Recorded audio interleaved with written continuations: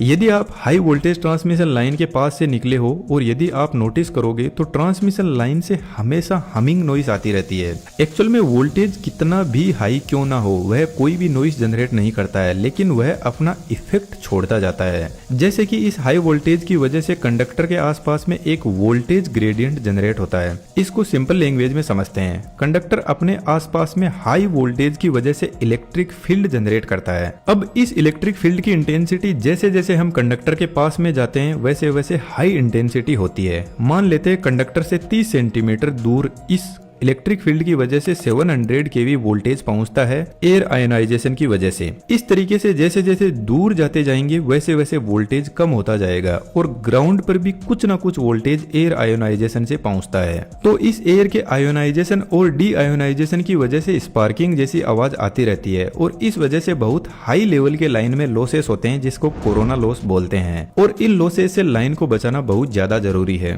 तो फिर high voltage line में बंडल कंडक्टर यूज में लिए जाते हैं जिसमें एक ही फेज में 2 से ज्यादा कंडक्टर यूज में लिए जाते हैं, जिससे इन सभी कंडक्टर की रेडियस इंक्रीज होती है और जैसे जैसे रेडियस इंक्रीज होती है वैसे वैसे सरफेस इलेक्ट्रिक फील्ड कम होता जाता है और इलेक्ट्रिक फील्ड कम होगा तो कोरोना लॉस भी कम होने लगेंगे और जो हमिंग नॉइस आ रही थी वह भी कम होने लग जाएगी। अब बंडल कंडक्टर तो यूज में ले लिए, लेकिन इन सभी कंडक्टर को एक दूसरे से इक्वल डिस्टेंस पर मेंटेन करना जरूरी है। इसके लिए उनके बीच में स्पेशल डैम्पर लगाए जाते हैं। यह डिस्टेंस तो मेंटेन करते ही है, इसके अलावा वाइब्रेशन को भी कंट्रोल करते हैं। यदि आप इलेक्ट्रिकल इंजीनियरिंग से हो तो आपके दिमाग में एक क्वेश्चन जरूर आना चाहिए। अभी मैंने आपको ऊपर बताया कि कोरोना लॉस की वजह से एयर आयोनाइज होती है और कुछ ना कुछ वोल्टेज ग्राउंड पर भी पहुंचता है, तो क्या यह वोल्टेज कोई प्रॉब्लम क्रिएट कर सकता है? तो इसका आंसर है हाँ, यह बहुत बड़ी प्रॉब्लम क्रिएट करता है। जो अल्ट्रा हाई वोल्टेज लाइन होती है जैसे 765 केवी लाइन, इनमें ट्रांसमिशन लाइन के जो कंडक्टर है वह बैटरी के पॉजिटिव टर्मिनल की तरह एक्ट करते हैं और हमारी जो जमीन यानी ग्राउंड है वह बैटरी के नेगेटिव टर्मिनल की तरह एक्ट करती है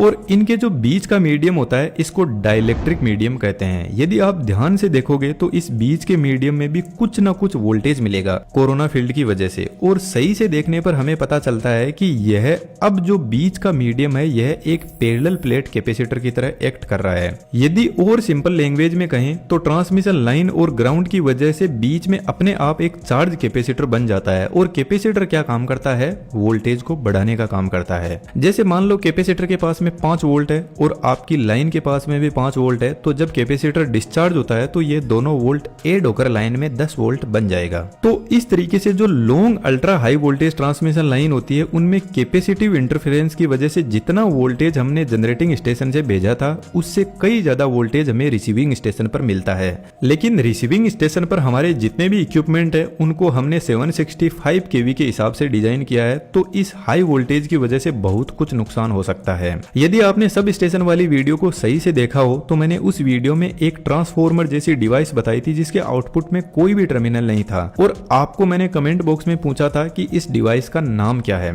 एक्चुअल में उस डिवाइस का नाम शंट रिएक्टर है। यह लाइन के पैरेलल में लगा रहता है, इसलिए इसके आउटपुट में कोई भी टर्मिनल नहीं होता है और इसका सिंपल सा एक ही काम है, जब कैपेसिटिव इंटरफेरेंस की वजह से वोल्टेज बहुत ज्यादा बढ़ जाता है तो उस वोल्टेज को वापस कंट्रोल करता है। हमने यहाँ पर सिंपली कनेक्ट किया है। एक्चुअल में यह सब स्टेशन में रखा होता है जैसा कि हमने लास्ट वीडियो में देखा था। मैं आपको थोड़ा और सिंपल करके समझाता हूँ। लाइन के कंडक्टर में वोल्टेज और करंट का फ्लो होता है। अभी मैंने बताया कि कैपेसिटिव इंटरफेरेंस की वजह से वोल्टेज इंक्रीज हो गया रिसीविंग स्टेशन पर, तो इसका एक्चुअल मतलब यह है कि करंट वोल्टेज से आगे निकल गया, यानी करंट लीड कर रहा है वोल्टेज से। और इंजीनियरिंग की लैंग्वेज में इसको लीडिंग रिएक्टिव पावर बोलते हैं, यानी रिएक्टिव पावर का कंपनसेशन लाइन में बढ़ रहा है।